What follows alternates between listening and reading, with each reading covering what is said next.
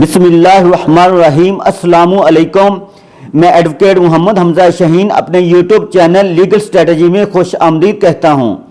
इस चैनल के थ्रू हम तमाम लीगल लॉ मैटर्स को अनलॉक करते हैं। आज के इस लेक्चर में हम ये डिस्कस करेंगे कि फैमिली कोर्ट से खुला ग्रांट होने के बाद औरत दोबारा उसी मर्द से रीज्वाइनिंग या रीमैरी कितने अरसा में कर सकती है या नहीं कर सकती है, और ये भी डिस्कस करेंगे कि खुला और तलाक में फ़र्क क्या होता है। ये वीडियो बहुत ही ज़्यादा अहम है, इसलिए इसको स्किप किए बगैर एंड तक ज़रूर देखें ताकि व्यूअर्स के लिए कोई भी इंफॉर्मेशन अधूरी ना रह जाए। वीडियो शुरू करने से पहले मेरे चैनल को सब्सक्राइब कर दें और बेल आइकॉन को प्रेस कर दें ताकि फ्यूचर में जो भी इंफॉर्मेशन अपलोड हो उसका बरवकत नोटिफिकेशन व्यूअर्स को बआसानी मिल सके। तो व्यूअर्स, जब मियाँ बीवी में अनबन शिद्दत इख्तियार कर जाती है तो खावंद तलाक के राइट को इस्तेमाल करके औरत को अपनी जिंदगी से आज़ाद कर सकता है। इसको तलाक या डाइवोर्स कहा जाता है। और जब हस्बैंड बीवी को तलाक ना दे तो औरत मर्द से आज़ादी हासिल करने के लिए मुतलका फैमिली कोर्ट में अपने हालातों वाक़ियात कलमबंद करवाकर खुला को फैमिली कोर्ट से ग्रांट करवा लेती है।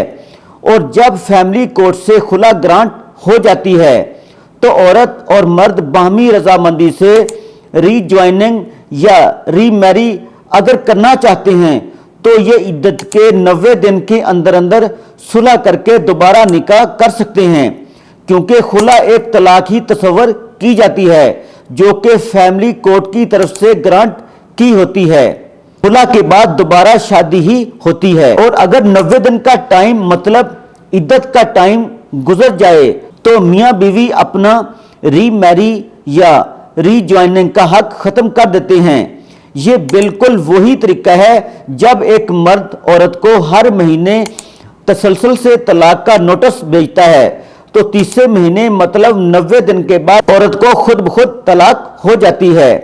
व्यूअर्स, जब फैमिली कोर्ट औरत को खुला ग्रांट करती है तो इसका एक ऑर्डर बाय हैंड या बजरिया डाक मुतलका union council, town hall committee और बल्दिया या जिला कौंसिल में भिजवा दिया जाता है। तो मुतलका सेक्रेटरीज खुला का ऑर्डर दर्ज करके तलाक का मुअस्सर सर्टिफिकेट जारी कर देते हैं।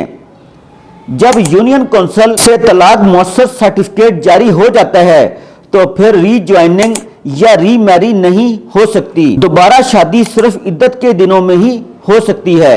रीज्वाइनिंग को साबित करने के लिए कोर्ट्स के काफी सारे केस लॉस आप स्टडी कर सकते हैं। Number 1 ruling 200 MLD page 447।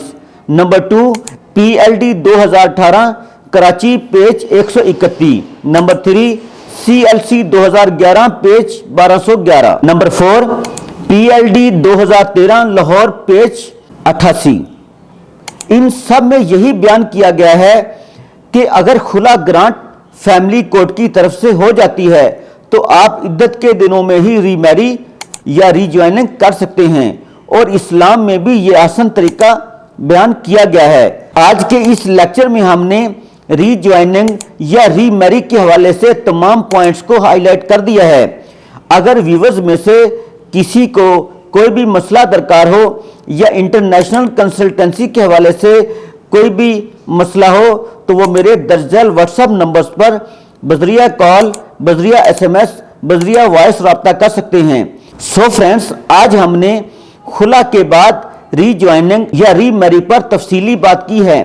अगर ये इंफॉर्मेशन व्यूअर्स को पसंद आए तो अपने दोस्तों और रिलेटिव्स के साथ ज़्यादा से ज़्यादा शेयर करें और लाइक करें और कमेंट सेक्शन में जाकर अपने ख्यालात का इजहार भी करें।